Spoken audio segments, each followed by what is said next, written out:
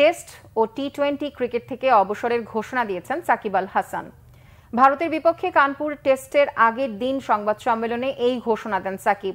2025 ফেব্রুয়ারিতে ICC champions ট্রফিতে খেলে ওয়ানডে ক্রিকেটকেও বিদায় জানানোর কথা বলেছেন সাকিব। কানপুর টেস্টের আগের দিন এই ঘোষণা দেন সাকিব। সেখানে তিনি বলেন, আগামী 21 অক্টোবর থেকে দেশের মাটিতে দক্ষিণ আফ্রিকার বিপক্ষে 2 টেস্টের সিরিজ খেলতে চান তিনি।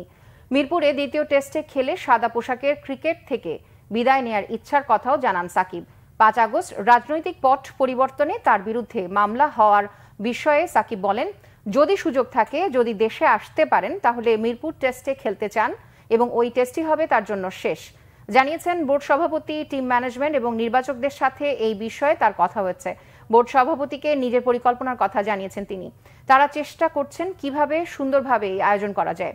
দেশে নিজের নিরাপত্তার বিষয়ে সাকিব বলেছেন, সে যেন দেশে গিয়ে নিরাপদ অনুভব করে এবং খেলতে পারে, সেজন্য বোর্ডকে বিষয়টি দেখার কথা জানিয়েছেন। শুধু দেশে আসাই নয়, দেশের বাইরে যাবার সময়ও যাতে কোনো সমস্যা না হয় তা নিশ্চিত করতে বলেছেন। এই প্রসঙ্গে সাকিব ইঙ্গিত দিয়েছেন, পরিস্থিতি অনুকূলে হলেই দেশে গিয়ে দক্ষিণ আফ্রিকার বিপক্ষে টেস্ট সিরিজে খেলবেন এবং দেশের মাটিতে ভালো পারফরমেন্স করেই অবসর নিতে চান। সাকিব আরও জানিয়েছেন, ক্রিকেট নিয়ে তার কোনো অনুশোচনা নেই। যতদিন খেলেছেন, উপভোগ করেছেন। বিদায়ের জন্য এটি সঠিক সময় এবং দীর্ঘ ক্যারিয়ার নিয়ে সন্তুষ্ট।